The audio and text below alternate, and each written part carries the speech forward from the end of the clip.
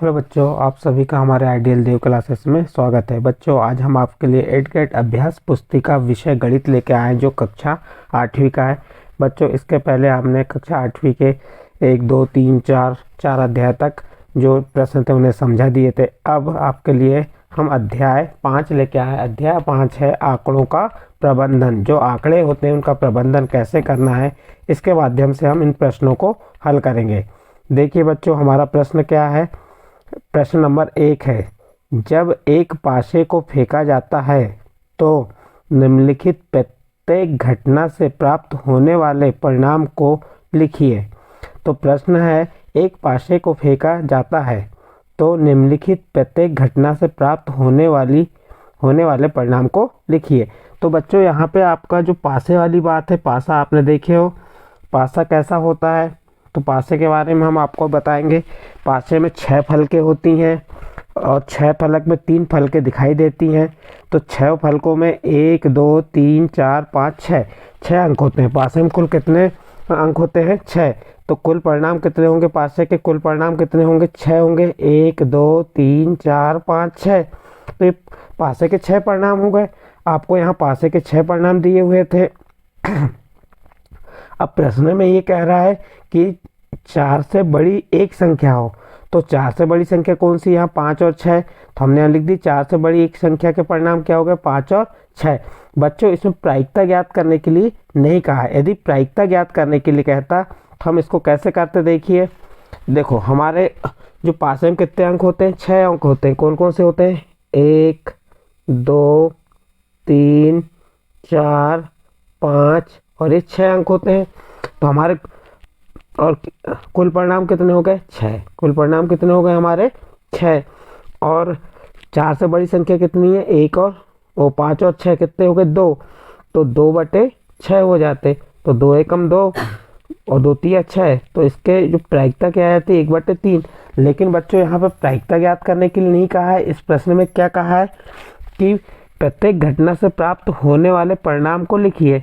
तो 4 से बड़ी एक संख्या हो, तो 4 से बड़ी संख्या तो हमारे पासे को कितने परिणाम हो सकते हैं? 1, 2, 3, 6 परिणाम हो सकते हैं। तो 6 में 4 से बड़ी संख्या कौन सी हो गई? 5 और 6। एक अंक कह रहा है तो इसमें से कोई भी एक अंक आप ले सकते हो। इस प्रकार बच्चों, ये प्रश्न क्रमांक अ का अकम्प्लीट हुआ। इसका प्रश्न क्रमांक ब देखिए, 4 से बड़ी संख्या नहीं हो। अब 4 से बड़ी संख्या नहीं का अर्थ है कि 4 से छोटी संख्या। अब देखो यहाँ जो कुल परिणाम है हमारे, इसमें देखिए 1, 2, 3, 4, 5, 6। इसमें 4 से छोटी संख्या कौन सी है? 3, 2 और 1। तो ये लिख दी हमने। 4 से बड़ी संख्या नहीं के परिणाम क्या हो गए? 1, 2, 3। तो इस प्रकार बच्चों, आपका प्रश्न 1 का ब नंबर कंप्लीट हुआ। अब इसके बाद नेक्स्ट प्रश्न देखते हैं। नेक्स्ट प्रश्न में क्या कहा है? एक थैले में 10 कंचे हैं। एक थैला है, उसमें कितने कंचे हैं? 10। 4 सफ़ेद, 3 लाल, 2 नीले और 1 हरा।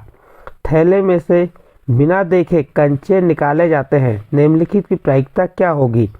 तो इस प्रश्न की समझ के लिए आप आपकी गणित पुस्तक कक्षा 8 पृष्ठ क्रमांक 79, 89, 90 और 91 देख सकते हैं आप।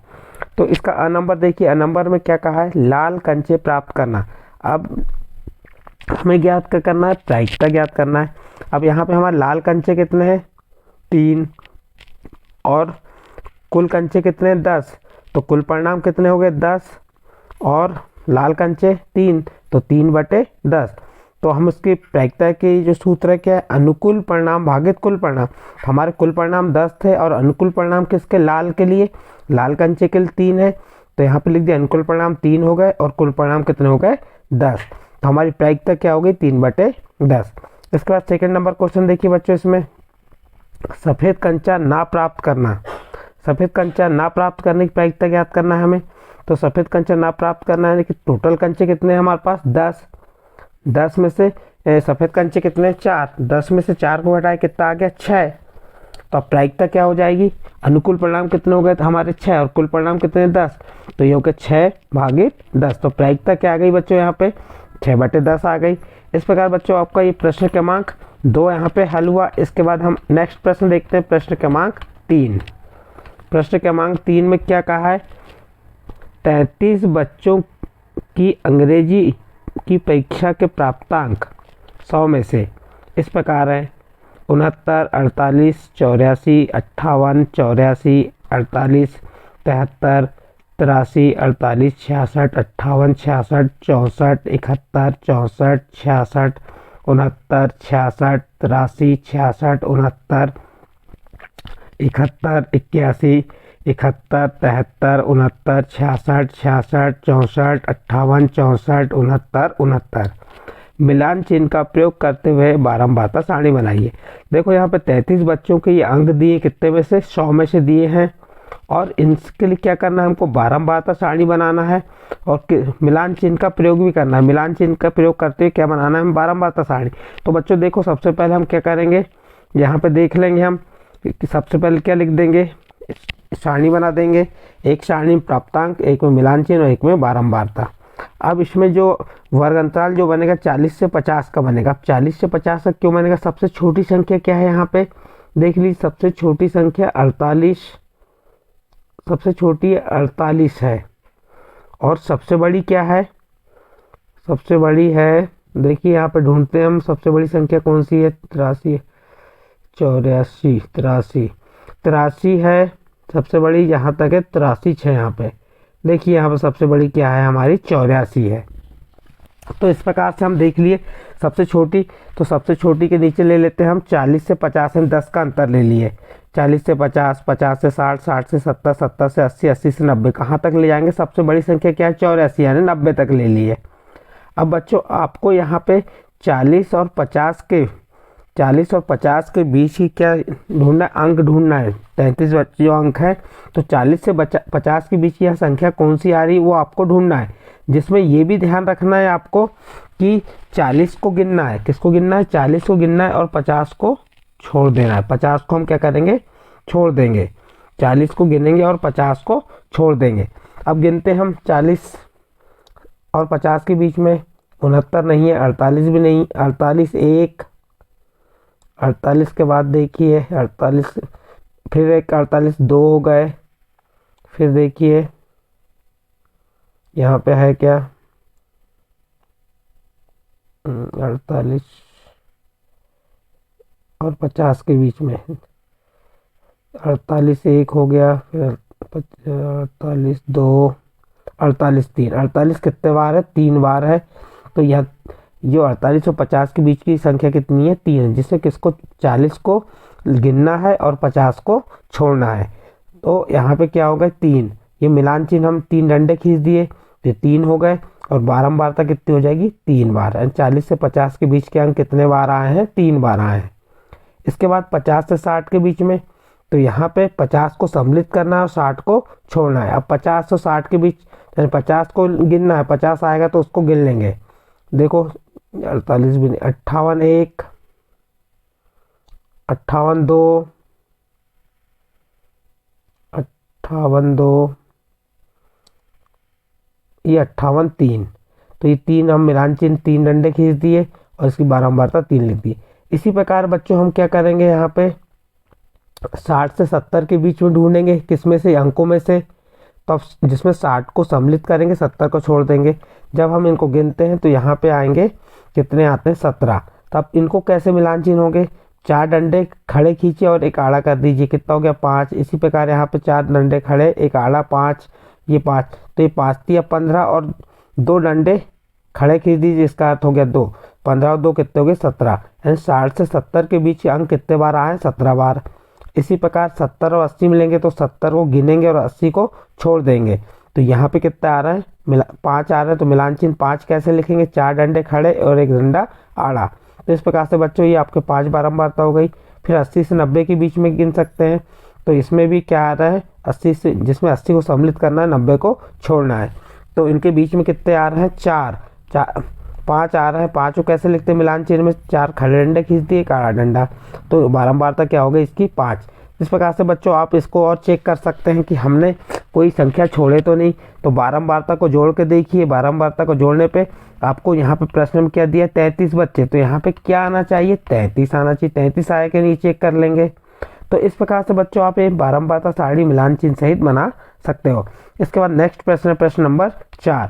प्रश्न नंबर 4 क्या है, किसी शहर में पिछले 30 वर्षों में दर्ज बारिश इस प्रकार है: 57, 49, 66, 63, 70, 62, 67, 58, 44, 51, 69, 73, 80, 51, 61, 59, 45, 44, 52, 74, 65, 77, 73, 68, 63, 58, 47, 76, 72 और 84।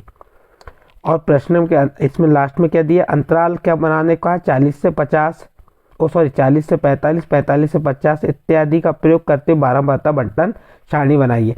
सेम हमने जो अभी ऊपर सवाल किए सेम ऐसे ये सवाल है। इसमें बच्चों आपको क्या करना है, कुछ नहीं करना, 40 से 45 के बीच में यहाँ संख्या ढूंढना है, जो बारिश 30 वर्षों में उसकी दर्ज जो क्या दिया है, दर्ज बारिश का में मिलीमीटर में है, तो उसमें ढूंढना है कि यहाँ पे 40 से 45 के बीच में कितनी संख्याएं आती हैं। तो अब उसमें किसको सम्मिलित करना है, किसको छोड़ना है, जो निम्न सीमा है उसको सम्मिलित करना है, जो उच्च सीमा है उसको छोड़ना है। इसमें निम्न सीमा क्या है, 40, 40 सम्मिलित होगा और 45 को नहीं गिनेंगे। अब यहाँ पे हम जब गिनेंगे 40 और 45 के बीच में जो आंकड़े आएंगे, यहाँ पे कितने आएंगे, 2 आएंगे, तो वो मिलान चिन्ह में उनको 2 खड़े डंडे लिख देंगे और बारंबारता कितनी हो जाएगी, 2। अब इसके बाद 45 से 50 के बीच में देखिए, आप 45 से 50 के बीच में ढूंढेंगे तो किसको सम्मिलित करेंगे, 45 को सम्मिलित करेंगे और 50 को छोड़ देंगे। अब 45 से 50 के बीच में गिनते हैं, यहाँ पे गिनेंगे तो हमें कितने प्राप्त होंगे, 3। तो 3 यहाँ पे डंडे खींच दी खड़े, तो ये मिलान चिन्ह हो गया, और यहाँ 3 लिख दिए तो क्या हो गया, इसकी बारंबारता, यानी 45 से 50 के बीच बारंबारता कितनी आ जाएगी, 3। उसी प्रकार 50 से 55 के बीच में, तो 50 यहाँ पे क्या हो गया, निम्न सीमा, तो 50 को सम्मिलित करेंगे और 55 को छोड़ेंगे, और जब गिनेंगे तो यहाँ पे 3 प्राप्त होगी और बारंबारता क्या लिख देंगे, 3। इसी प्रकार ये सभी आंकड़ों को आप इस प्रकार से गिन के कर सकते हैं।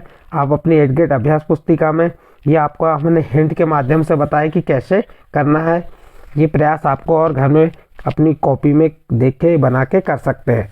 तो बच्चों अब इसको चेक करना है, बारंबारताओं को जोड़ लीजिए। यदि बारंबारता जोड़ने में कितना है, 30, और प्रश्न में कितना था यहाँ पर देख लीजिए, इसमें भी 30 वर्ष है, तो हमारी बारंबारता सारणी बिल्कुल सही है। इसके बाद हम नेक्स्ट प्रश्न देखते हैं, प्रश्न क्रमांक 5। प्रश्न क्रमांक 5 क्या है, अवकाश के दिनों में विद्यार्थियों द्वारा प्रतिदिन टीवी देखने का समय आलेख में दर्शाया गया है। देखिए यहाँ पे एक आलेख बना है, ये आलेख में टीवी देखने का समय एक्स अक्ष पे और वाई अक्ष पे क्या है, विद्यार्थियों की संख्या। अब इसमें दे दिया उसने 1 2 3 4 5 6 7 8 तक दिया है, इधर 0 4 8 12 16 20 24 से 4 4 के अंतर से ऊपर ले लिया, यानी कि इसका मापक क्या मान लिया, 1 सेंटीमीटर बराबर 4, 1 सेंटीमीटर बराबर 4 मान लिया। तो 1 सेंटीमीटर के अंतराल में 4 4 आते चलेंगे। देखिए यहाँ पे ये जो सबसे बड़ा वर्ग आपका आलेख बना है, ये एक आलेख दिया तो ये समथिंग 3 के समथिंग आएगा, ऐसे 4 ले लीजिए, ये 8 के समथिंग आएगा, ये आ जाता है आपका 20 तो नहीं है, 18 20 के समथिंग मान लीजिए इसको, और इसको किसके समथिंग, 34 के। इसी प्रकार ये अब अधिकतम विद्यार्थियों ने कितने घंटे टीवी देखा, तो यहाँ पे जो अधिकतम विद्यार्थी किस इस आलेख से मिलाइए तो कितने में आ रहे हैं, 34 विद्यार्थी। तो यहाँ पे क्या आंसर में आ जाएगा आपका, 34 विद्यार्थियों ने, अधिकतम विद्यार्थियों ने 34 है, 34 ये आलेख किस पे आता है, 4 और 5 पे आता है, तो 4 और 5 घंटे, अधिकतम विद्यार्थियों कितने घंटे टीवी देखा, तो इसका आंसर हो जाएगा, हमने इस नीचे लिख के बताया, अधिकतम विद्यार्थियों ने 4 से 5 घंटे तक टीवी देखा। प्रश्न 1 का जो उत्तर हो गया, इसका नंबर 1 का उत्तर। नंबर 2 कह रहा है 4 घंटे से कम समय तक कितने विद्यार्थी टीवी देखते हैं, तो अब 4 घंटे से 4 घंटा ये है, अब 4 घंटे के नीचे देखिए कितने आ जाते हैं, ये 8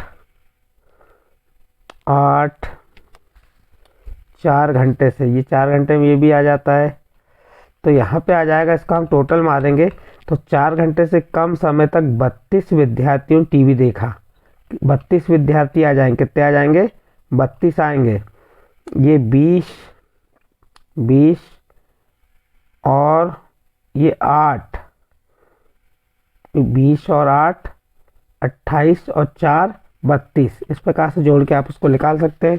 फिर अगला देखिए, इसमें कितने विद्यार्थियों ने टीवी देखने में 5 घंटे से अधिक समय व्यतीत किया। तो 12 विद्यार्थियों ने टीवी, देखो उत्तर लिख दिया हमने 12, ये 12 है, आप समझ सकते हैं 12 विद्यार्थियों ने टीवी देखने में 5 घंटे से अधिक समय लिया। 12 विद्यार्थी कहाँ पे हैं? देखिए 12 विद्यार्थियों ने, ये 12 विद्यार्थी जो हैं उन्होंने क्या है, टीवी देखने से 5 घंटे से अधिक समय लिया। तो इस प्रकार से बच्चों आपको हमने प्रश्न क्रमांक जो 5 था उसको यहाँ पे हल करके बताए और उसके जो आंसर थे यहाँ लिख के बताए। बच्चों आप चाहे तो इससे अपनी एडगेट अभ्यास पुस्तिका में नोट कर सकते हैं। यदि बच्चों हमारा वीडियो या हमारे द्वारा जो प्रश्न समझाए जा रहे हैं आपको समझ आते हैं तो हमारे चैनल को सब्सक्राइब कीजिए, लाइक कीजिए और अन्य ग्रुप में शेयर कीजिए। ठीक है बच्चों, हम इस वीडियो को इसलिए बनाए कि किसी बच्चे ने हमें इसकी वो कमेंट्स में लिख के बताया था कि सर मुझे जो कक्षा 8वीं का अध्याय 5 का वीडियो डालिए, जो आंकड़ों का प्रबंधन था उसे डालने के लिए बोले थे, इसलिए हमने इसे जल्दी से बना के उस बच्चे की डिमांड पे इसको इस वीडियो को बना के डाल रहे हैं। ठीक है बच्चों, इसका प्रश्न क्रमांक 6 देखिए, दिए गए आंकड़ों का आयत चित्र द्वारा प्रदर्शित कीजिए। आंकड़े दिए हुए हैं आपके, ऊंचाई दिया एक कॉलम में और एक कॉलम विद्यार्थी संख्या। ऊंचाई में दिए 140 से 145 के विद्यार्थी कितने 6, 145 से 150 के विद्यार्थी 10, 150 से 155 के विद्यार्थी 15, 155 से 160 के विद्यार्थी 18, 160 से 165 के विद्यार्थी 2 और 165 से 170 के विद्यार्थी कितने हैं 1। इसका हमें क्या बनाना है, आयत चित्र बनाना है। हम आयत चित्र बनाने के लिए हमको दंड एक क्या करना पड़ेगा, एक एक्स अक्ष बनाना पड़ेगा, एक वाई अक्ष, और इसका हम पैमाना मान लेंगे। क्या पैमाना मान लेंगे, इसका पैमाना मान लेंगे हम 1 सेंटीमीटर बराबर 5, 1 सेंटीमीटर बराबर क्या मान लेंगे 5। तो विद्यार्थी संख्या हम इधर लिख देंगे 5, 10 और ये 15। उसके बाद इधर जो ऊंचाई सेंटीमीटर में साइड लिख दी है। अब उसके बाद जो कह रहा है देखिए 140 से 145 के बीच में कितने हैं 5, तो ये दिया हुआ आपने प्रश्न में दिया है। सॉरी 140 से 145 के बीच में कितने हैं 6। तो हमने इसको कहाँ तक ले जाएंगे, ये 5 हो गया, 5 से ऊपर जाएगा तो यहाँ पे क्या आ जाएगा 6 आ जाएगा। यहाँ थोड़ा सा मिसिंग हो गई, नीचे बन गया है, ये थोड़ा सा आलेख कहाँ बनेगा ऊपर जाके यहाँ 6 पे आ जाएगा। उसके बाद 145 से 150 के बीच में 10 दिया है, ये 10, तो 145 से हम 145 से 150 के बीच में ये इसका ये 10 पे एक दंड आलेख बन गया। इसी प्रकार 150 से 155 किस पे आ जाएगा 15 पे आ जाएगा, ये 15 पे बना दिए।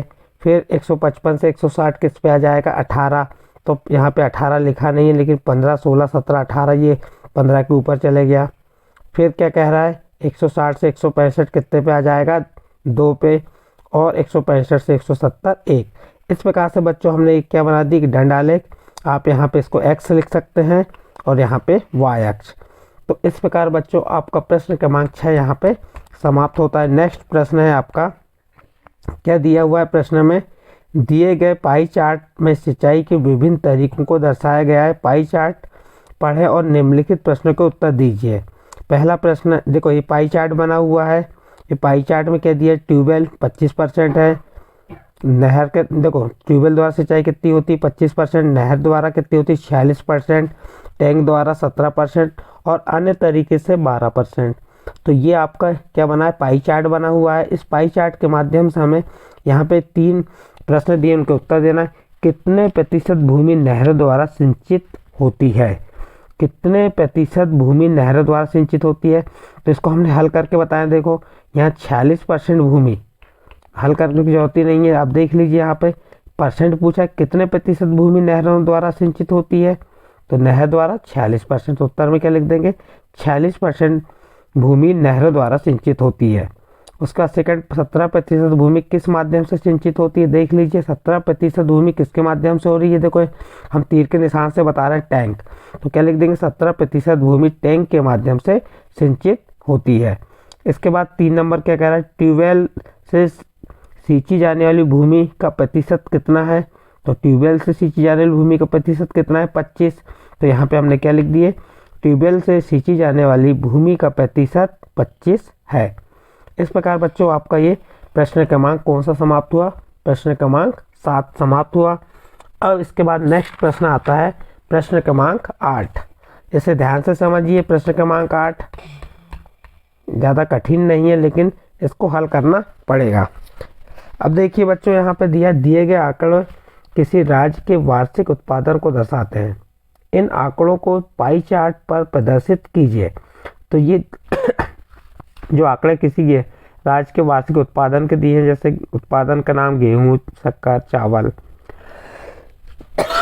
वार्षिक उत्पादन दिया 2750, शक्कर दिया 2500 और चावल दिया 1500। तो क्या करना है, इनको पाई चार्ट के द्वारा इन्हें दर्शाना है। देखो बच्चों, इसमें हमको किस टाइप से करेंगे आपको बता दे रहे हैं हम। ज़्यादा कठिन नहीं है, थोड़ा सा आपको ध्यान देना पड़ेगा कि इस प्रश्न को हल करने के लिए आपको क्या करना पड़ेगा, जो वार्षिक उत्पादन है उन सब का योग करना पड़ेगा। जैसे 2750 है, 2750 को 2500 में जोड़ दो, 2500 को 1500 में जोड़ दी। जब इनको जोड़ेंगे हम तो हमें क्या प्राप्त हो जाएगा, जोड़ने पर देखो 0 0 0 आ गया, 0 0 5, ये 5 आ गया। उसके बाद क्या आ जाएगा, 5 5 10 और 7 17 की 7, हासिल का 1, 2 2 4, 1 5 और 1 6, 6750 आ गए। इन सबका योग कितना आ गया, 6750।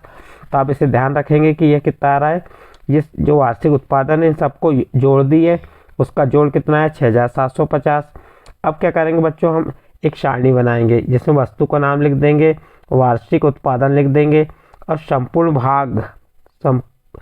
का भाग कैसे निकालेंगे। देखिए हम, जो हमारे गेहूं कितना है 2750 है, तो गेहूं के सामने 2750 लिख दिए और 2750 में ये तीनों का जो योग आया था कितना आया था 6750, इसका भाग दे देंगे। अब इसको हमने क्या किए, देखो 2550 में 67 6750 का भाग देके बताना। देखिए यहाँ पे 2500 भागित 6750। अब इसे क्रॉस करेंगे, जब इसे क्रॉस 1 0 से 1 0 क्रॉस हो गया, ये अब बच गया 250। तो हम इसको 5 से काट देते हैं। देखो इसको 5 से काट रहे हैं हम, 5 एकम 5, बच गया 1, 5 दिया 15, यहाँ 3 है, बच गया कितना 2, 5 25। और ये कितने बार कटेगा, 5 25, 5 0 0। फिर इसको फिर काटिए, किससे कट जाएगा, ये 5 से कटेगा, 5 एकम 5, 5 0 0, फिर 5 दूनी 10, 5। तो इस प्रकार से हम काटेंगे। जब इसे हम काटेंगे तो हमें क्या प्राप्त होगा, 1127 प्राप्त होगा।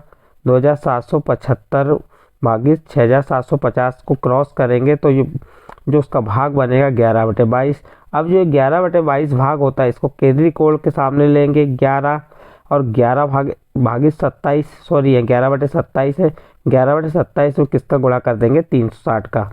जब इसका हम गुणा भाग करेंगे तो 9 3 27, 9 चौके 36, और फिर बच गया कितना 9 चौके 36, यानी तो ये आ गया 40 ऊपर और 11, 40 का 11 में गुणा करेंगे और 3 का भाग देंगे तो भाग देने पे 146 दशमलव कुछ आता है। तो इसको हम राउंड फिगर में क्या लेंगे 47% और 47 अंश ले लेंगे। कितना अंश ले लेंगे 47 अंश।